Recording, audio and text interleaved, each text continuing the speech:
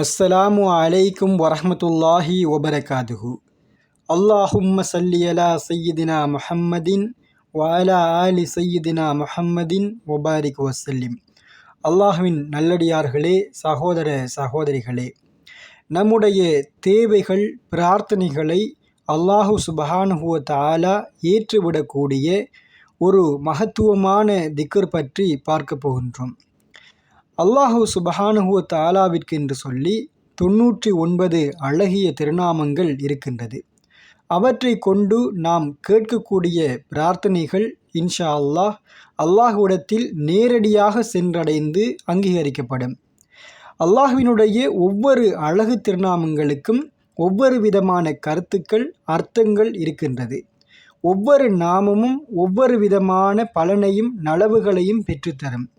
அப்படியான நாமங்களில் நம்முடைய பிரார்த்தனைகளை அங்கீகரிக்கக்கூடிய, நம்முடைய ஹலாலான தேவைகளை நிறைவேற்றக்கூடிய, நம்முடைய தேவைகளை எல்லாம் பூர்த்தி செய்துவிடக்கூடிய மகத்துவமான ஒரு நாமத்தை பார்க்க போகின்றோம்.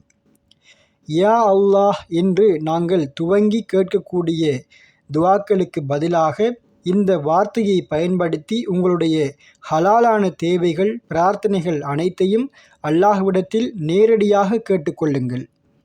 இந்த நாமத்தை கொண்டு துஆவை கேட்டால் நம்முடைய பிரார்த்தனைகளுக்கு தடையாக இருக்கக்கூடிய எல்லா விதமான தடைகளையும் இந்த நாமம் நீக்கி நேரடியாக நம்முடைய துஆக்களை ஏற்றுக்கொள்ள இந்த துஆ மிக பெரும் வழியாக அமையும். அந்த அற்புதமான மகத்துவமான நாமமானது யா முஜீபு, அங்கீகரிப்பவனே.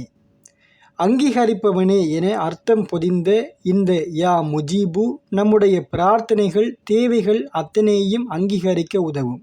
எனவே இன்ஷா அல்லாஹ் நம்முடைய தேவைகளை பிரார்த்தனைகளாக கேட்கின்ற போது யா முஜீபு என துவங்கி கேளுங்கள். இந்த நாமத்தை நம்முடைய எல்லா துஆக்களிலும் எல்லா நேரங்களிலும் சேர்த்து கேட்டுக்கொள்ள முடியும். இன்ஷா அல்லாஹ் வல்ல நாயகன் அல்லாஹு சுப்ஹானஹு வ தஆலா நம்முடைய எல்லா விதமான ஹலாலான தேவைகளை நிறைவேற்றி தருவானாக. ஆமீன். அஸ்ஸலாமு அலைக்கும் வரஹ்மத்துல்லாஹி வபரகாதுஹு.